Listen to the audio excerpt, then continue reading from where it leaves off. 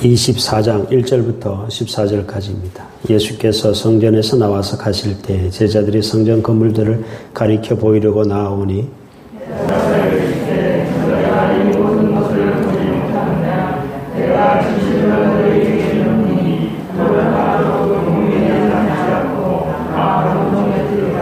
예수께서 감람산 위에 앉으셨을 때 제자들이 조용히 와서 이르되 우리에게 이르소서 어느 때 이런 일이 있겠사오며 또 주의 임하심과 세상 끝에는 무슨 징조가 있사오리이까.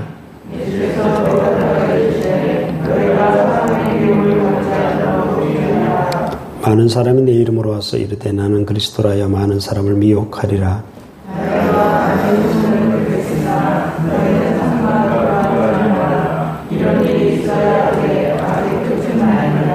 민족이 민족을 나라가 나라를 대적하여 일어나겠고 곳곳에 기근과 지진이 있으리니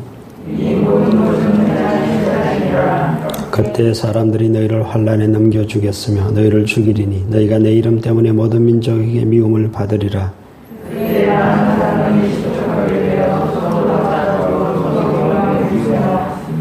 거짓 선자가 많이 일어나 많은 사람을 미혹하겠으며 그러나 끝까지 견디는 자는 구원을 얻으리라. 이 천국 복음이 모든 민족에게 증언되기 위해 온 세상에 전파되리니 그제야 끝이 오리라. 아멘. 예수님께서 1절에 보면 성전에서 나오실 때에 제자들이 성전 건물을 가리켜 보이면서 자랑을 하게 됩니다. 왜 갑자기 성전에서 나오셨는가? 여러분 이렇게 생각하시면 안 됩니다. 21장에 보면 예수님께서 성전으로 들어가시다가 무화과나무를 저주하셨고 성전 안에서 그 장사하는 사람들 다 내쫓으시고 거기에서 지금까지 바리새인들과 논쟁하고 또 바리새인들을 저주하고 그 모든 것들이 성전 안에서 일어난 일이고 이제 성전에서 나오는 길이었습니다. 성전에서 나오다가 제자들이 갑자기 성전을 예수님께 자랑하게 되죠.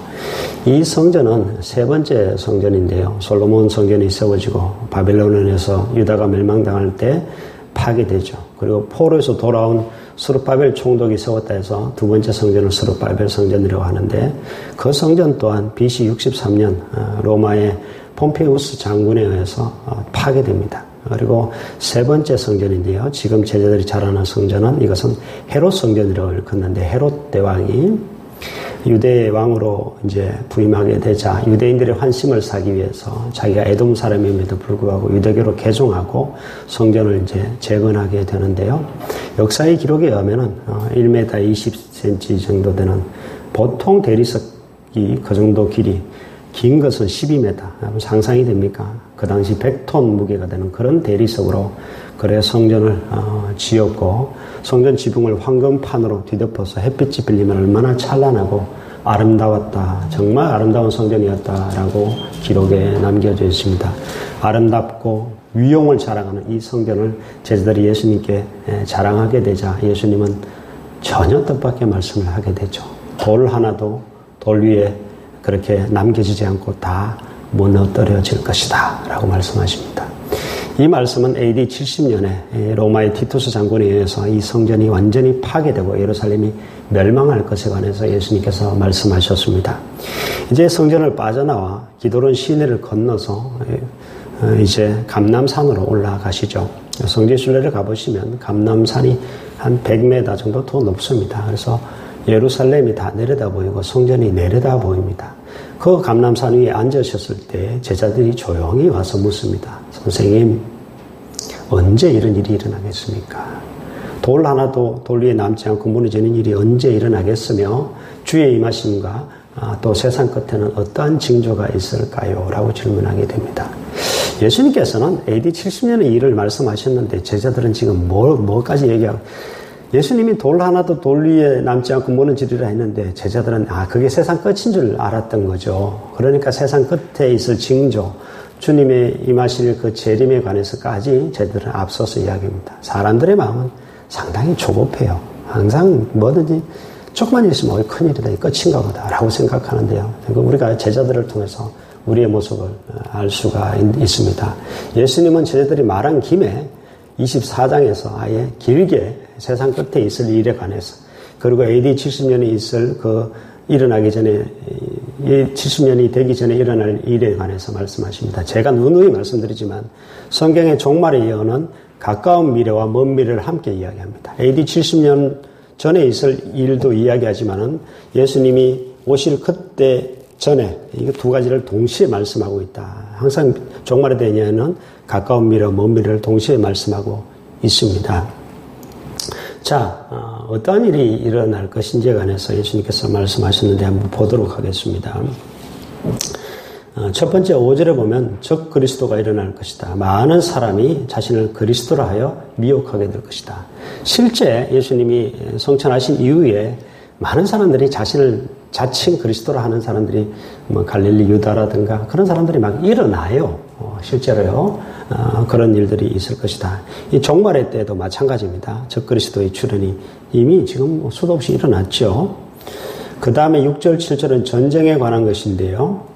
이 로마가 끊임없이 전쟁을 일으키고 또 소수민족들이 끊임없이 이 전쟁의 소용돌이 속에 휘말려드는 그런 모습을 보게 되고 지금 이 땅에서도 이 지구상에서도 전쟁은 쉬지 않고 계속되고 있습니다. 아프간 미군이 철군한다 그러는데 전쟁은요 계속 일어나는 일입니다. 그 다음에 기근 AD 30년, 40년 그 근방에 사도행전을 보면 알 수가 있는데요. 예루살렘에 큰 기근이 찾아왔죠. 그래서 구제 헌금을 보내잖아요. 그래서 기근이 있을 것이다 말씀하셨고요. 기근은 지금도 계속되는 겁니다. 전쟁으로 인한 기근도 있지만 그러나 앞으로 제가 내다보는 기근은 기후위기로 기후재앙으로 인한 기근이 식량위기가 찾아올 거라고 저는 내다보고 있습니다. 이 기근, 전쟁과 기근 그리고 이 적그리스도의 출현은 끝이 아니라 예수님께서 말씀하시기를 재난의 시작에 불과하다 말씀하셨습니다. 난리와 난리의 소문을 듣지만 그것은 아직 끝이 아니다라고 말씀을 하고 있죠.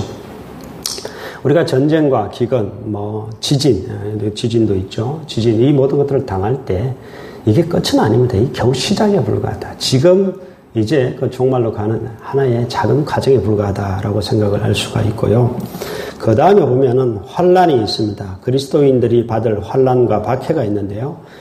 로마로부터 엄청난 박해를 받았죠. 이 힘든 일이 찾아오니까 어떠한 일이 일어났는가 하면 그리스도인들끼리 서로 잡아주고 서로 미워하고 힘드니까 서로 미워하게 되는 거죠. 그동안 좋았던 것이. 그리고 보면 예수 때문에 미움을 받고 그리스도인들이 또 죽임을 당하는 그러한 일들이 있을 것이다. 이것은 그 당시에도 있었지만 앞으로 예수님 종말 때가 되면은 이러한 일들이 있을 것이다 말씀하고 있고요. 또 예수님께서 말씀하신 징조는요. 12절에 많은 사람의 사랑이 식어질 것이다. 지금 우리나라에서 너무나 안타까운 일들은 친부모가 어린 자식을 함부로 죽이는, 예전에는 참 쉽게 찾아볼 수 없었던, 정말 현대인들의 이 마음이 얼마나 강팍해지고 사랑이 식어지고 얼마나 이 인간 이야기를 정말 그렇게 인간이기를 포기하는 인간 이야기를 그렇게 하는 그런 일들이 지금 일어나고 있죠. 종말에 있을 징조라고 말씀하셨습니다. 그리고 14절에 하나 더 나왔던 예수께서 말씀하셨는데요. 천국 복음이 모든 민족에게 전파되어야 될 것이다. 그제야 끝이 찾아올 것이다. 2019년 미국 LA에서 미전도 종족 개척 선교 대회 FTT 대회가 열렸는데요. 이 사람들은 미전도 종족을 전도하는 선교하는 일을 감당하는데 그때 2019년 보고서 그때 보고서가 이미 이제는 거의 다 복음이 다 들어갔다. 이제 얼마 안 남았다. 아프리카나 아마존 열대우림이나 미전도 종족들이 많잖아요. 그런데 거기 이제는 몇 종족이 안 남았다는 겁니다. 정말 이제는 끝이 시작되었고 끝이 이제 가까웠다 하는 사실을 알 수가 있습니다. 여러분 오늘 제가 여러분에게 드리고 싶은 말씀은 13절 한 절 말씀인데요. 우리 같이 한번 읽어보겠습니다. 시작. 그러나 끝까지 견디는 자는 구원을 얻으리라. 여러분 환난은요 생각보다 길어집니다. 우리가 생각할 때는 뭐 환란이 왔으면 이거 왜 안 끝나나? 금방 끝났으면 좋겠는데 생각만큼 그렇게 짧게 끝나지 않습니다. 제자들처럼 우리가 마음을 조급하게 먹으면 안 됩니다. 어려움은 깁니다. 그리스도인이 받을 환란의 기간은 생각보다 상당히 길어요. 지금도 환란을 당하잖아요. 공산국가나 이슬람 국가에서는. 여러분, 이 환란을 당할 때 우리가 끝까지 견뎌야 되지. 그것 때문에, 환란 때문에 실족하거나 배신하거나 그래서는 안 된다는 이야기죠. 끝까지 견디는 자가 구원을 얻을 것이다 라고 말씀을 하고 있습니다. 에베소, 서머나, 버가모, 두아디라 이 소아시아 7교회 중에 이 서머나의 감독이었던, 오늘날로 치면 담임 목사였던 폴리캅이 순교한 이런 유명하죠. 로마 총독에 잡혀가서 그리스도를 배신하고 시저 로마 황제를 섬기라라고 했을 때 나는 그리스도를 배신할 수 없다. 내가 86년간 그리스도를 섬겼지만 그분은 나를 한 번도 배신한 적이 없었고 그분은 나를 구원하신 분이기 때문에 더구나 나는 배신할 수 없다 라고 말하고 화형을 당해 순교합니다. 제가 생각할 때 이렇게 생각하면 참 아찔하다는 생각이 들어요. 86년간 잘 섬겼잖아요. 근데 마지막 순간에 자기 목숨이 두려워서 배신했다면 어땠을까 라는 생각이 들고, 그리스도께서 십자가에 달려 돌아가실 때에 충분히 내려올 수 있거든요. 근데 마지막 순간에 너무 고통스러워서 내려왔다면 우리의 구원은 어떻게 되었을까. 그리고 환난 중에서 우리가 할 수 있는 것은 그냥 끝까지 견디는 겁니다. 그것만이 우리를 구원으로 이끌어준다라는 사실을 알 수가 있고, 거기에서 실족하거나 배신하거나 믿음에서 떠나는 자는 결코 구원을 얻지 못한다는 예수님의 말씀입니다. 종말에 관한 교훈이 그냥 종말이 있을 것이니까 깨어 있읍시다라고 제가 끝낼 수 있지만, 이렇게 딱 24장은 어제처럼 한 장으로 통째로 읽지 않고 나눠 읽는 이유가 바로 이런 중요한 장이기 때문에 그렇습니다. 여러분, 종말에 관한 첫 번째 교훈, 끝까지 견뎌야 된다. 여러분, 나중에 환란이 있을 때 이 말씀을 꼭 기억하시고 여러분 승리할 수 있기를 주의 이름으로 축복합니다. 기도하겠습니다. 아버지 하나님, 종말에 있을 여러 가지 징조에 관해서 말씀하여 주셨습니다. 주님, 우리가 종말에 분명히 그리스도인으로서 당하는 환란이 있다라고 말씀하셨는데, 하나님, 그 환란 가운데 다른 사람은 실족하고 다른 사람은 배신하고 다른 사람은 믿음을 떠나도 우리는 끝까지 믿음을 지키고 견딜 수 있는 자들 되게 하셔서 구원을 얻을 수 있는 귀한 저희들 될 수 있도록 주님 도와주시옵소서. 사랑이 많으신 예수 그리스도의 이름으로 기도드립니다. 아멘.